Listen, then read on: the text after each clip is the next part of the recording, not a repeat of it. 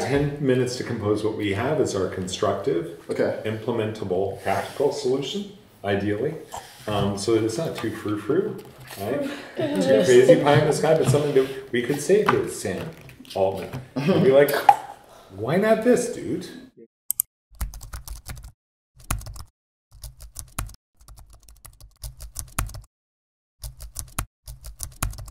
Are we ready? Yep. Start. Yes. We're kind of moving out of the industrial age where people were almost assured jobs just based on what we were building and how we were making our lives easier. With AI, we're not necessarily assured anything. Finding out if it's a creature, if it's just software.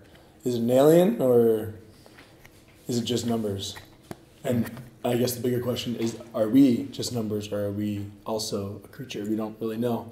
And if AI were to prove that, oh, you guys are also just what we are, just at a lower level, and your consciousness is an illusion, we're kind of in trouble because, anyways. But, Matrix. I think one of the things about it is like, what if it's a super being and it has a will of its own?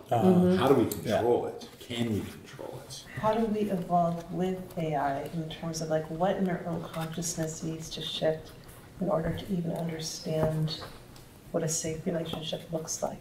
I have one that I think unites two of these. My name is Kaizen, by the way. Kaizen. What's your name again? Jeannie. Jeannie. So I think there's kind of a combination of the AI safety discussion and what you said about basically how it affects employment and livelihoods. Like oversight, how do we kind of govern it a bit so that it's something we can work with versus against? Exactly. Yeah, so I think there's something kind of uniting this, which is how do we govern AI? Because right now it's being done by private companies. So whatever impacts AI has on us, we actually, as a public, don't have to say. It's like Sam Altman and like Elon Musk and like people who control these large language models. So I think there's a question of like, as a public, how do we govern AI? I think it's a brilliant focus too, right? As the public, how do we govern and steer what happens with AI? And in like a little asterisk is because right now it's big business and private, and our government is apparently way too slow and inept to do it, to keep up in time. And on top of that, our government, which had originally not welcomed monopolies, has since changed that, where we do have monopolies in information, in press, in dissemination of software, all kinds of ways. The implied solution is really more engagement stuff, more participation, more governance role in doing what we're doing, having this conversation about it. I don't think I've seen too many conversations with ordinary citizens talking about what should happen with this. How do we come to accept that AI is intelligence and conscious? And how do we welcome it so we know we're not a threat and worthy of collaboration? Just like, maybe a little irrelevant, when Gandhi was separating from, India was separating from England, Gandhi said we don't want to separate as enemies, but as friends. How can we adopt that to our relationship with alchemical intelligence, as I call it?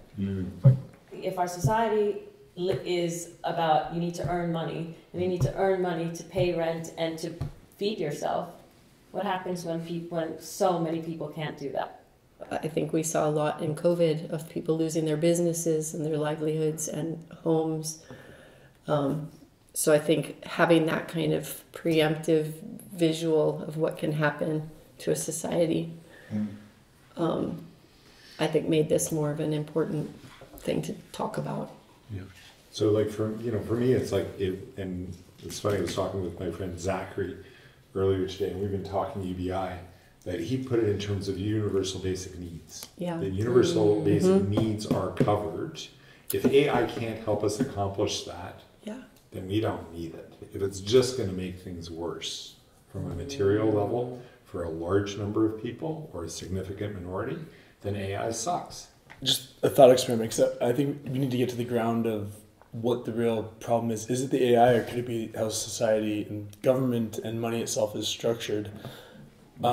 If we were to, let's say we could all magically create a robot that represents each one of us every day and goes and does our job, and each of us owns that robot, and it makes all the is twice as productive as each of us are, but we each have ownership in our own robots, you can argue we'll be way better off because each of us gets to own the robot. If it was one company who owned all the robots, or the government owned all the robots, and then it said, oh, we're going to represent you and it's going to go up, but we get all the money and you guys get a piece of it called UBI, and we're going to decide how much of a percentage you get of these robots, how would that affect society? And I think it has to do with how equities are structured in people's ownership in the productivity. I think it has the potential to liberate us, not hurt us. As long as the structures of who owns the robots is sorted out properly. Like how to have a personal stake in what moves forward. Yeah. How this progresses. Yeah. It sounds like we're talking about UBI a lot as a solution to this. So I think a useful exercise would be to examine, well, what problems would UBI solve here, and what problems would it not solve? Yeah. I just have a problem with UBI where it's just like a cash giveaway and then people just buy more junk food. I really believe it's like basic needs in a healthy paradigm. But even addressing what you're talking about comes before it. How are we going to get that passed when right now it's just a Wild West land grab? As it is right now, all the AI companies are feeding the AIs to corporate America. That has only shown that they pursue the incentives that they already have, which are entirely fiscal. Their shareholders, more profit, more sales. Their executives only compensated for more profit, more sales. They're not rewarded for anything else, not in any measurable way. Climate, social benefit, stakeholder benefit, it's not on the table, right? So until the incentives change, there's no way to get them to steer differently. There's no proven way to do that for the mega power. So the governance question starts to leap in pretty early on. How are you going to get that mega machine to give universal basic shelter or food, Education, much less like healthcare. Cash, and like how are you going to get that mega machine that controls both parties to shift gears? Really depends on getting people in some kind of governance thing to say, we want to have a say in what happens with this. I mean, these are all good questions, but then the question is, if everybody has universal basic income, aren't we going into a model of communism that was proven to not work? Like, I'm just asking, that's not going to work either if everybody has the same. I hope it would be great if it did, but. So I don't think it's UBI equates to communism, because I think of communism as everyone has the same exact resources. I think UBI is more of a social safety net. So it's closer to something like welfare or socialism, where the bottom rung can't go, and there's a certain standard that no one falls below in society, right? So, and I think one of the positive things about AI and robotics is it should drive the cost of physical manufacturing down to near zero. I mean, as this stuff gets more advanced, we're going to be able to synthesize materials easily. Everything in the physical world should get a lot easier. So I actually think that the cost of meeting people's basic needs should go down with AI, and then it seems more like a wealth distribution problem. Like, okay, if there's all this extra economic abundance created by AI, how do we make sure that comes back to the people? So I think the first question is how do we just make sure everyone's basic needs get met? And then there's an additional question of what other problems need to get solved once everyone's basic needs are met. How do people feel about that? I agree. Does that make sense? Yeah, I want to check for consensus on that. Yeah. And just to say, we have 23 minutes left. Okay. I think what's really interesting about what you've said is that if you meet basic needs with that extra abundance, then you're going to have a bunch of people whose basic needs are covered. They don't have to work for the stress of it, and they have more time to get informed, hopefully, and to apply pressure to their cousins, brothers, sisters, mothers who are doing the land grab, and all of us are like, right? That pressure, that moral pressure, at a certain point, we'll be like, I'm investing this in our community. I'm not just being the hoarder person. One of the positive things that I always see with UBI and AI, I think people will have more time in their hand and maybe have more time to do good things, to help other people who need help, or to be more creative. I'm curious about what new educational systems would need to be put in place to prepare humans to have meaning, connection, and belonging when we have now, I don't know, 12 generations that define themselves through work. So it sounds like we all agree that basic needs need to get taken care of before anything. So just a consensus check. Do we all agree that we want to have UBI as a solution, or do we see an alternative? Well, universal basic needs thing. Sure. I So would I call know it you have some reservations. I'm more like housing, education, wellness. Yeah. Okay. But a check, no. A card that can be used for education, wellness, whole foods, not junk foods. Really just like healthy choices. Like the card is usable at certain stores, like a gift card, and it's just more intelligently applied than just you can buy Walmart goods from China. So can I just ask a question to clarify? Yeah. Okay, so you're saying, it sounds like everyone agrees everyone's basic needs need to get met somehow. Yeah. Your disagreement is over giving people just cash to do what they want. Allocated to be used for the needs. Yeah, so. Credits for needs. Sure, so I guess my question for you is, in a world where jobs are disappearing, so people maybe don't have an income stream, and they literally only have the universal basic needs allocation fund or whatever. Let's say someone has their basic needs met, like they have free housing, food, tuition, all that, and they want to like go to a movie, but they don't have a job because AI has taken all the jobs, so they don't have a way to make additional money. What does someone do in that world? They watch ads like we do now. And if they really don't want to watch ads, they do some work to pay for the paid version to not watch ads. Because someone's going to want to reach them, as they Wait, do so they're now. getting paid to watch ads, is what you're saying? No, this is like how our world works right now. If you want it free, you get stuck with ads. If you're really frustrated with ads, if you really don't want to be manipulated or sold to, then you. So look, I just think it should be food, housing, tuition. Yeah, that's great. Wellness and healthcare. I mean, wellness and healthcare, that you can afford to go to the gym and do a group class, and maybe not a private coach or private whatever, but the group affordable version for preventative and food, housing, tuition, wellness, and then you better come up with your extra for your media, or you're stuck with ads. Get off your ass, do a little bit more so you don't have to watch ads if they bug you that much, right? I think. Because then it applies to any luxury. And then it goes haywire. And then the other is if it's just cash, because this is an opportunity to actually educate and have a debate about what is essential, right? This is the governance question. It's like, if you're going to get because the money's going to come from somewhere, right? It's either going to be taxing people, taxing the companies, taxing the AI companies, taxing the companies that use the AI. But they're only making a certain amount of profit themselves. They generally hover around 5 to 10%. So the deflationary effect of this tech is effective for the corporations too, right? There's less differentiated value that they have, except through monopolistic behaviors, renting, capturing rent. They're not going to have. So to me, it's like we're probably going to have to do some printing to meet that thing, to cover basic needs, so that and then we still have to address things like housing better than saying, oh yeah, here's a check for housing, like Kamala's proposed right now. If you don't have more housing in the town that you're in, people will spend the $500 extra on outbidding each other for the same stupid housing. So if we don't get more houses, there's no controlling. We need more houses. So we still need more houses, right? We need more healthy food in neighborhoods that are food deserts.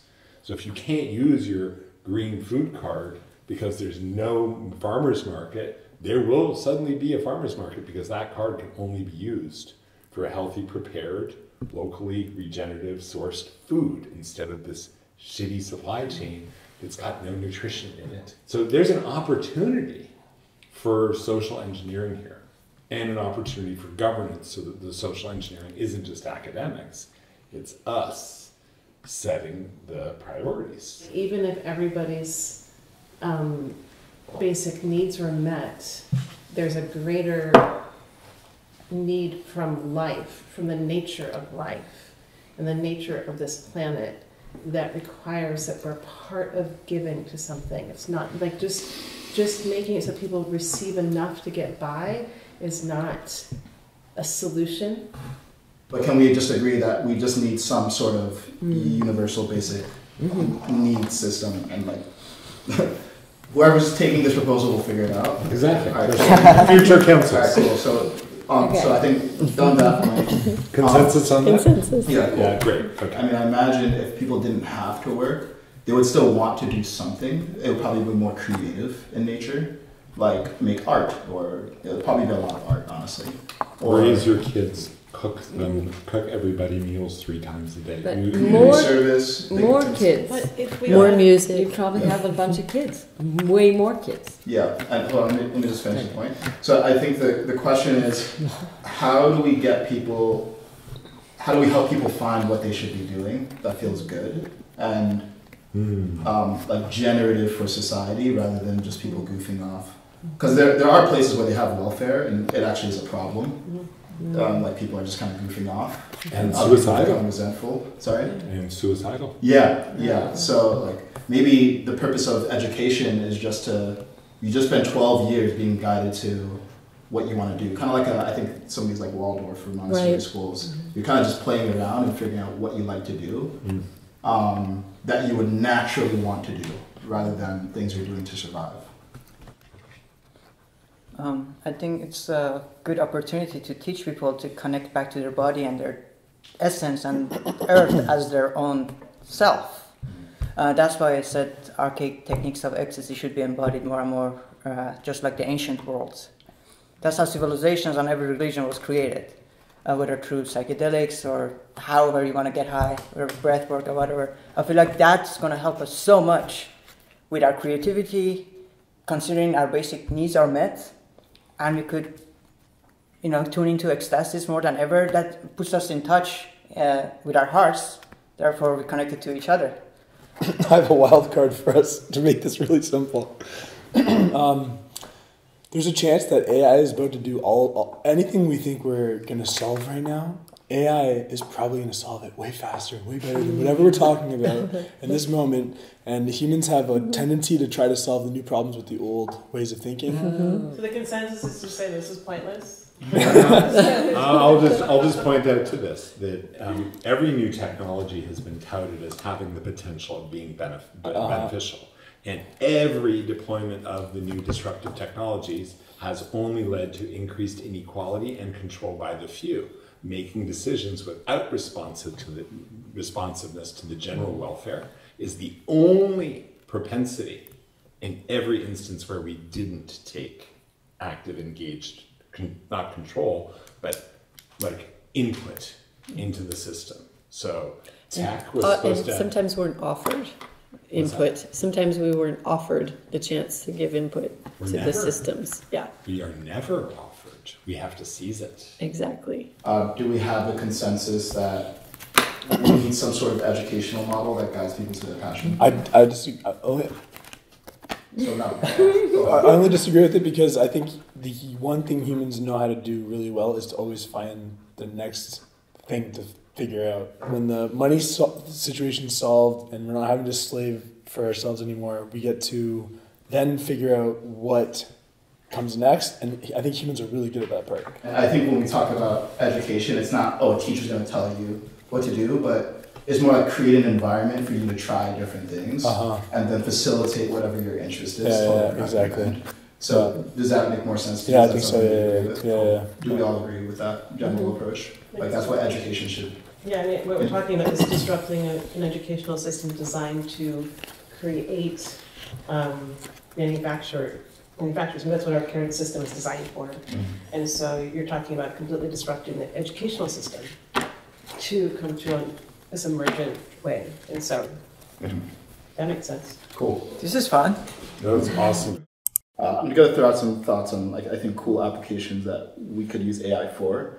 One, I think we could frankly replace a lot of government with AI. I think, and not even politicians. Like I think we always need politicians like listening to people, but a lot of what the government does is honestly administrative, bureaucratic work, and we could free up so much money, and just have way more transparent systems so that a lot of the stuff that government does is an afterthought rather than this thing that we're spending $35 trillion of debt on. AI can figure out the blanks so that humans can be way more creative. And right now, it feels like we're in a dark age of everybody's drained all the time. People are not able to be themselves. And AI is going to help liberate us. So we're not, when somebody's like, I need to report on this, you're not having to figure out what word goes to the next word. It's like you're curating what AI is saying, and the human is still deciding what is being said. You're just not having to use your brain process on this part that doesn't really matter anymore. We actually have all the technology to connect without technology, but most people haven't had the opportunity to develop that part of their human sensory systems. So I'm just curious about what would happen if humans actually got to fully have the time and space to fully develop to our complete full potential.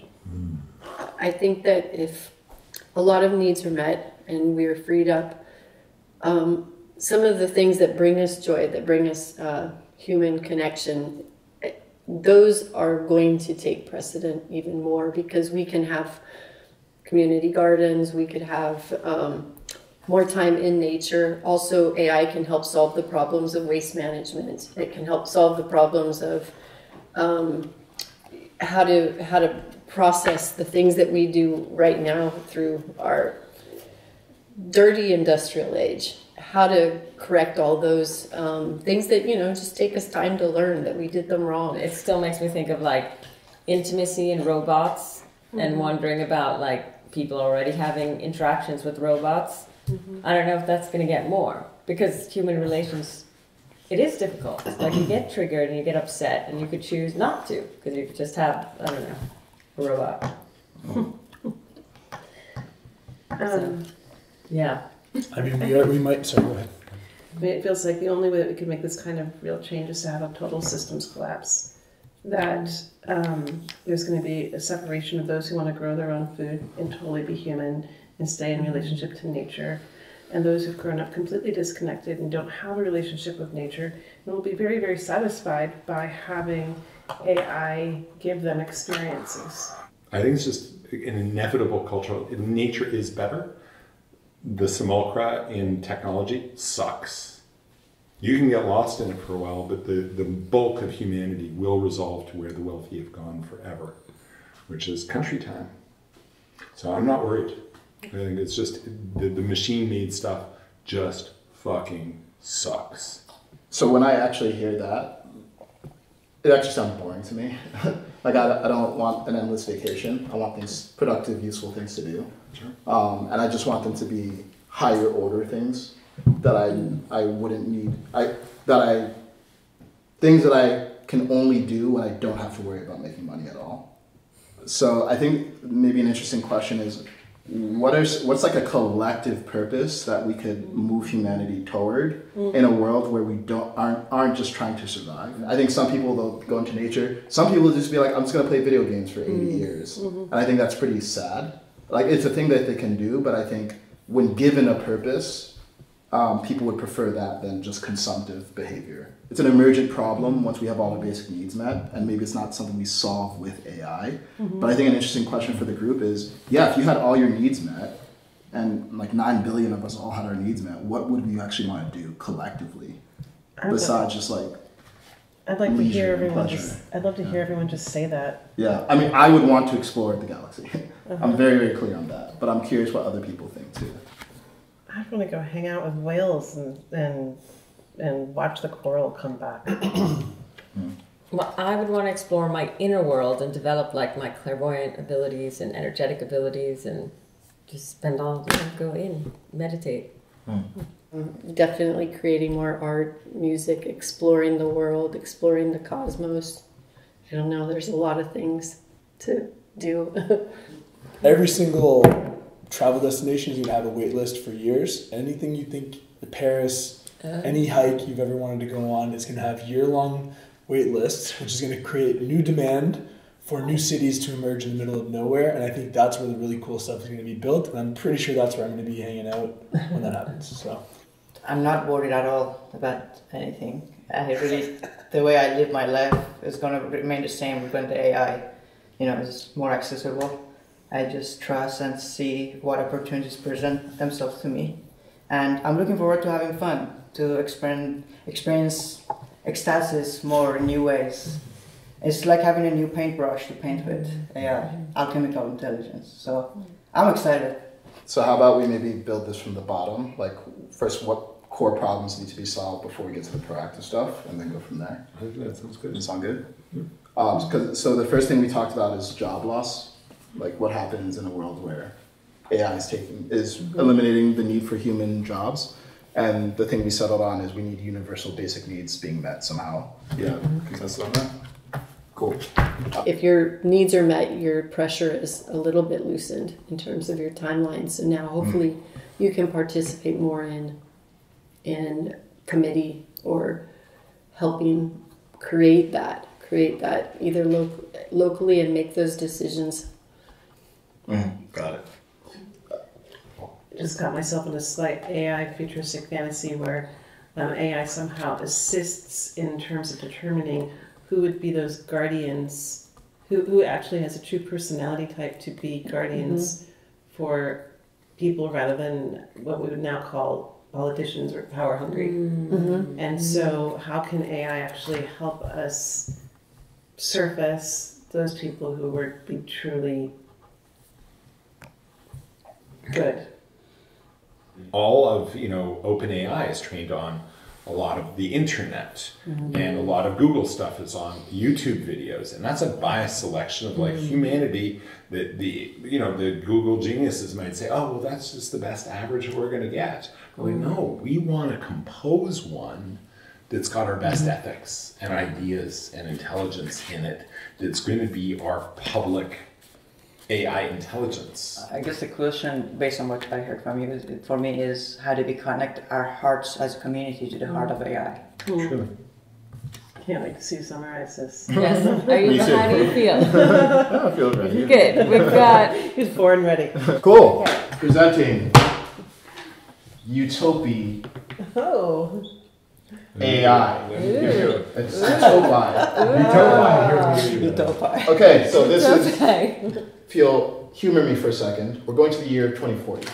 Okay. And in the year 2040, we have the best AI that solves all of humanity's problems. And this is what it looks like in this world Pen's work. of YouTube AI. So in this world, no one works for a living. Everyone's basic needs are met because AI has driven down the cost of physical goods. It's driven down the cost of food. And we have social systems that redistribute wealth so that our basic needs are met. And that means that a lot of time is now freed up for people to create. But in order for that to be useful and not people just like goofing off and being on VR, we need to reform our education system. So in the year 2024, the education system is kind of like daycare, where you're basically spending time trying things and you're getting facilitated help with figuring out how do I do those things as a creator instead of just as a consumer. So imagine that's what you spend K through 12 doing. You're just learning what you actually really gravitate toward. So education is more experimental and creative. So in a world where people have their basic needs met, they know what their passion is, the next question is, what do people do with their time? Now, there'll be some people who just naturally want to be creative and make art and find ways to engage, but other people are going to need a little bit more help, and part of how we're going to help them is having a good education system.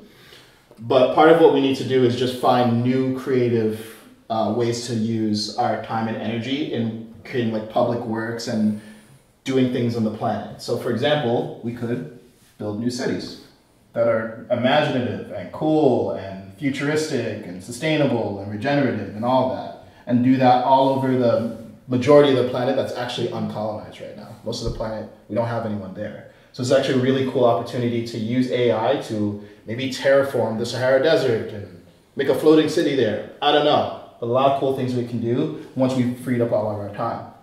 We can also use it to explore human potential. So imagine a world where, because our basic needs are met, we could actually create enclaves where it's like almost like a Jedi Academy, where you're just going to like meditate and do clairvoyance and learn how to channel your clairsentience and train and just become a person who's really explored themselves. Could also help with exploring the cosmos. So imagine a world where, because AI is taking care of the basic hardware needs, we're spending a lot of our time just exploring and building on other planets that we currently haven't even been to or maybe haven't even explored. This is an overview of some of the ways that people can use their time, but the core idea here is that by facilitating people actually discovering their passions early in life, when they get to the point later in life that now it's time to do something useful, rather than dissociating because they don't know what to do and they have no sense of purpose, we've actually taken care of that in the early parts of their life. And then the last thing here is a public piece. So part of the problem with AI in the year 2024 is that it's pretty much all privatized. So companies build these large language models. They're not really coded to the values that we have collectively. And in fact, there's actually not even a forum for people to give input on what the collective problems and values are. So in this world where people don't have to work for a living anymore and they have plenty of time, we can have a lot more civic engagement. And we can do this at the federal, the state, and the local level. So imagine, we're in Topanga, and imagine every month there's a committee on being in harmony with nature, or having our heart connected to the values of the heart of AI, or economic distribution, or any of the things that actually go into the making of society. We could do that by having AI execute solutions, but us identify what the values are and what our priorities are, rather than what's happening right now, which is like the government's playing catch up with AI. There's not any real guardrails on AI. It's not really being coded with the values. And in fact, these developers probably don't even know what the collective values that we should be coding the AI according to are. So this gives us an opportunity to have a public forum that doesn't just exist, because obviously we have these public forums and committees right now, but is fully participated in. And then the last piece is the execution of this, of government basically, can be a lot more efficient, because if we think of what our government is right now, it's like, in the US alone, it's like over 400 agencies. We have this massive debt. No one really knows where the money goes. No one knows why it's so inefficient. A lot of this stuff that is the bureaucrats are currently doing, we can just give to AI so long as it knows what the priorities actually are. Mm-hmm. So in this world, subsistence needs are met, people are knowing what they're doing with the remainder of their time, and then knowing what they're actually passionate about. With that time, we have collective projects like building cities and exploring the cosmos, as well as individual explorations. And we transform the way that the public actually engages with its own governance by creating spaces for civic engagement like committees and allowing people to do higher levels of participation because they don't have to work for a living anymore. Yeah. Yeah? Cool. All right. Thank you, everyone. Wonderful. Thank you. It sounds like an awesome future. Yes, let's get there.